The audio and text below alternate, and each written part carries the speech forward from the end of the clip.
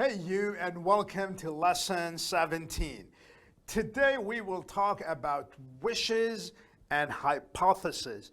I'll also explain to you what hypothesis is, and we'll talk about the weather, expressions that you will need when you go to a hotel, if you want to book a hotel, and what you might hear from the receptionist.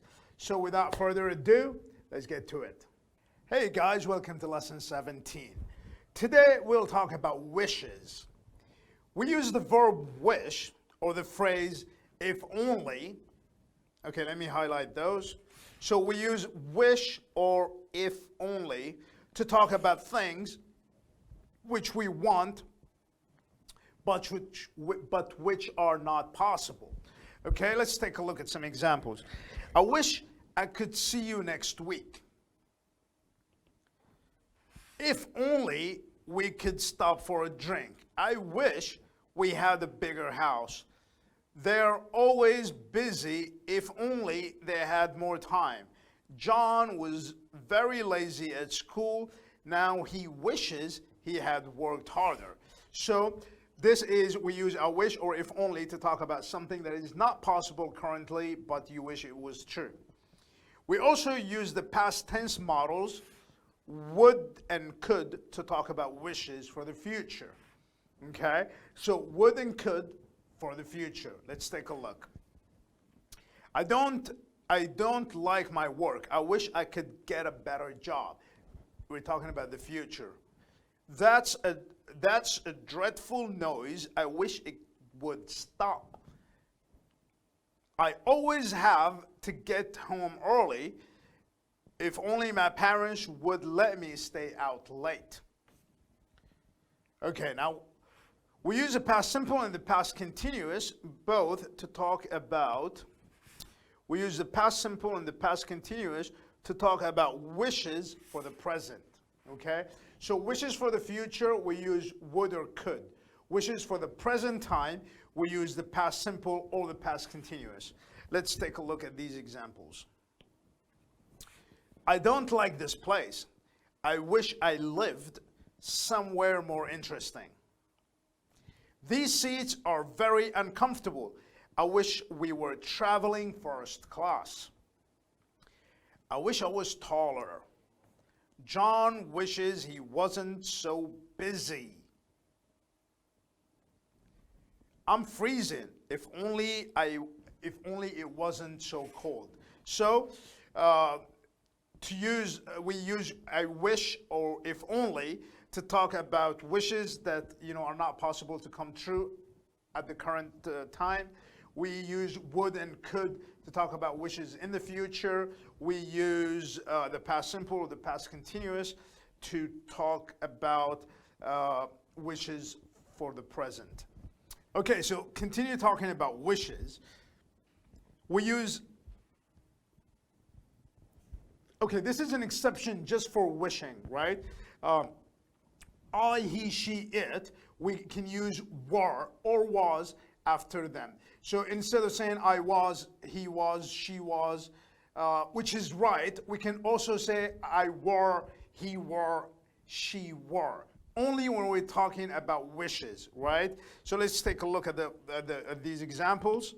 We have, I wish I was taller. I wish I were taller. Both are correct. John wishes he wasn't so busy. John wishes he weren't so busy. I'm freezing. If only it wasn't so cold, or if only it weren't so cold. So this is an exception only when we're making wishes. All right. Now we use the past perfect to talk about wishes in the past. So we use the past perfect to talk about something we wish we had done in the past, such as, I wish I had worked harder when I was at school. Mary wishes she had listened to what her mother said. I wish I hadn't spent so much money last month. So past perfect to talk about wishes in the past. Okay, so we can use the if conditional also to talk about wishes, like he could get a new job if he really tried.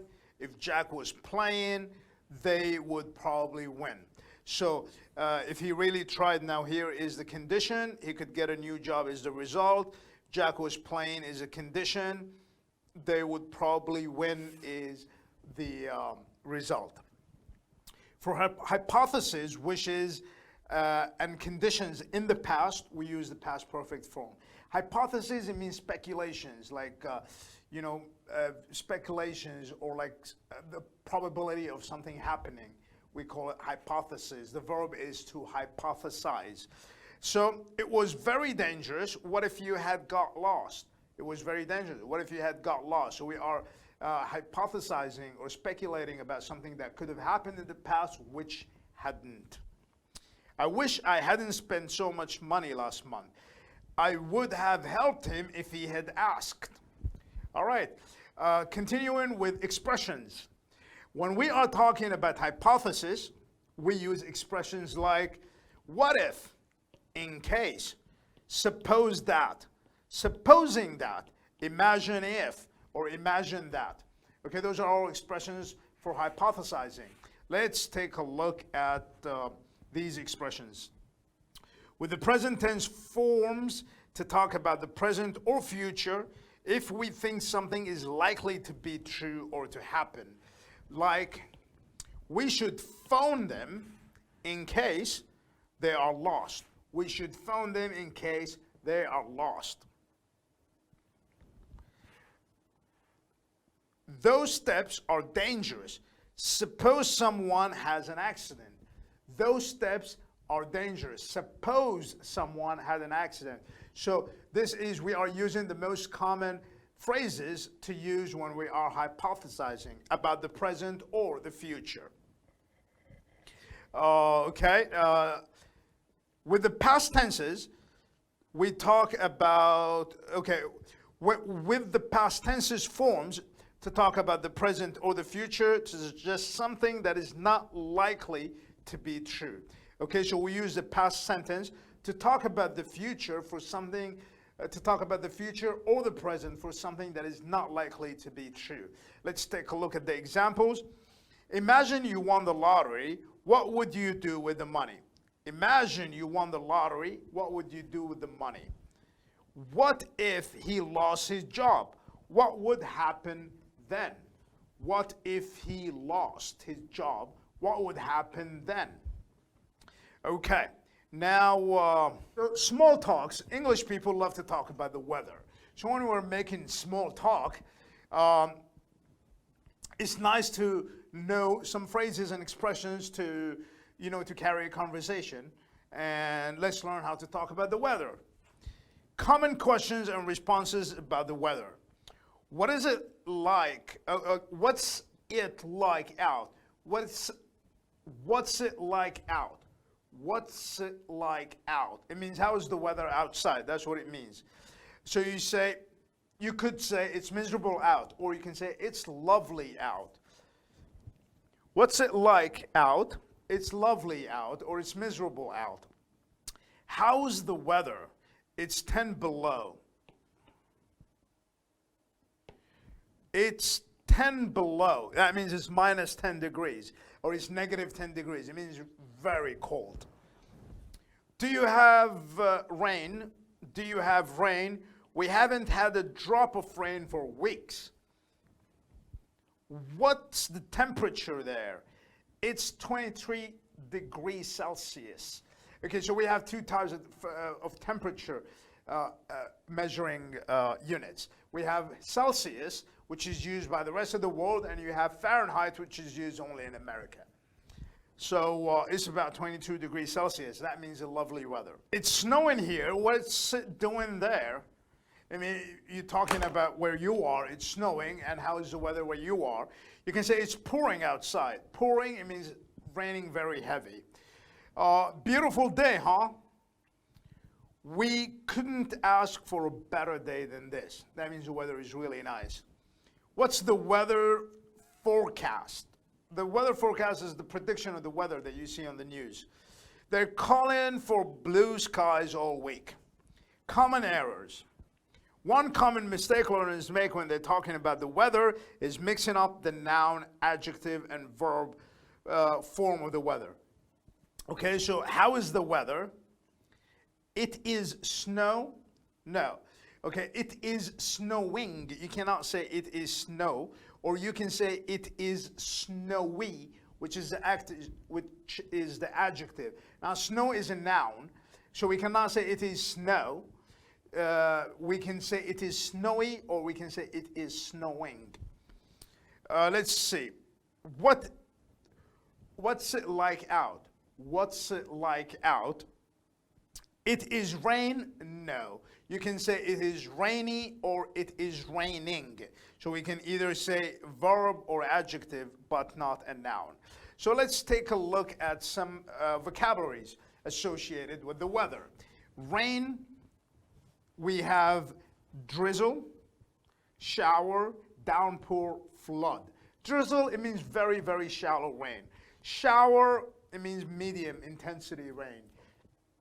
Downpour, it means very heavy rain, or just pour without down.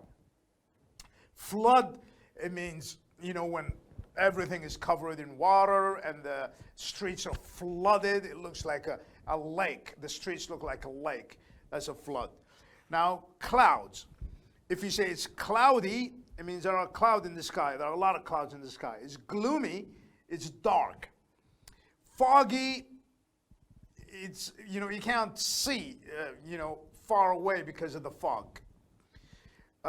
Overcast or clear, which is lovely because it's very clear, you can see everything. Temperature, you have hot, warm, cool, cold, freezing. Cool is between warm and cold. So cool is nice. Cool is basically nice. It's not too cold and it's not warm. It's in the middle. Cold. We have hail, sleet, snow, snowflake, blizzard. Blizzard is like a storm with snow and wind. You have a breeze, blustery, windy, gale, and hurricane. Hurricane is extreme. A hurricane is like tornadoes. And a breeze is the lightest. A breeze is like, very light air that is just beautiful. Other vocabularies, we have forecast, drought, lightning, thunder, rainbow. A forecast is the weather news or weather prediction. Drought is when there is no rain. Lightning, lightning and thunder is the sound of the lightning, and rainbow is the rainbow. Everybody knows a rainbow. Okay, so let's say you went to a hotel. Okay, those are typical phrases and expressions you use when you're a guest, when a guest makes a booking to stay at your hotel. So let's take a look at the front desk receptionist. Those are things that a front desk receptionist would say. Enterprise Hotel, Lisa speaking, how can I help you? So doesn't matter which hotel, she would say the name of the hotel, she would introduce herself, Lisa speaking, how may I help you, or how can I help you? Then, what date are you looking for? The receptionist is inquiring, when would you like to reserve a room, or when would you like to come? How long will you be staying? The duration. How many adults will be in the room? Some hotels don't allow more than 2 adults in the room, so that's why she's asking. I'm afraid we are booked that weekend. If they are booked, it means there are no available rooms. There are only a few vacancies left. Vacancies, it means available rooms or empty rooms. So if you said there are a few vacancies, it means there are very few rooms remaining. We advise that you book in advance during peak season. So book in advance, it means beforehand. Before you plan to stay, you book like a while before. Peak season, it means a high season is the season where everybody is going out traveling or going vacationing or going on holiday. It's called the peak season or the high season. The opposite of the high season or the peak season is the off-peak or the low season. Will 2 double beds be enough? 2 double beds, okay, you have bed sizes. You have a single, a double, or a twin, and then you have a queen and a king. So double bed is like, a double bed is like a twin bed or a queen bed or in between. Okay, okay, where are we? Do you want a smoking or non-smoking room? The dining room is open from 4 p.m. until 10 p.m. We have an indoor swimming pool and sauna. We serve a continental breakfast. All right, so now let's take a look at vocabularies that a guest might use in the hotel. I'd like to make a reservation for next week. You make a reservation, it means you book a room, you reserve it. Is it necessary to book ahead? Book ahead, it basically means to book in advance. It means beforehand. Do you charge extra for 2 beds? How much is it for a cot? Now, a cot is a small bed for babies.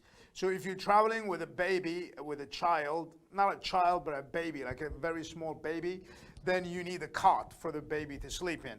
So he's asking if there is an extra charge to bring a cot to the room. Do you offer free breakfast? Some deals come with free breakfast, some don't. Is there a restaurant in the hotel? Do the rooms have refrigerators? Do you do group bookings? Group bookings is when you are traveling in a group. So you make a booking for the whole group. And normally you get better rates too if you do group booking, because you take more rooms, you get a better price. Is there an outdoor pool? Do you have any cheaper rooms? What is considered off-season? So as I said, you have a peak season, or a high peak, or you have an off-peak, or a low season, or an off-peak. It's the opposite of the high peak, which is the time that there are more available rooms, are cheaper, not a lot of people vacationing or traveling during those periods. Okay, now let's take a look at simple conversation in a hotel between a receptionist and a caller. So the receptionist would answer the phone and would say, "Thank you for calling Quality Inn. Maureen speaking." Caller: "Hello, I'm interested in booking a room for the September long weekend." Okay, a long weekend is normally when you have a holiday on Monday. This is called a long weekend because it will be Saturday, Sunday, and Monday. So normally, the long weekend is a 3-day weekend. Receptionist: "I'm afraid we're totally booked for that weekend. There is a convention in town, and we are the closest hotel to the convention center." "Oh, I didn't realize. Well, what about the weekend after that?" Receptionist: "So Friday the 17th.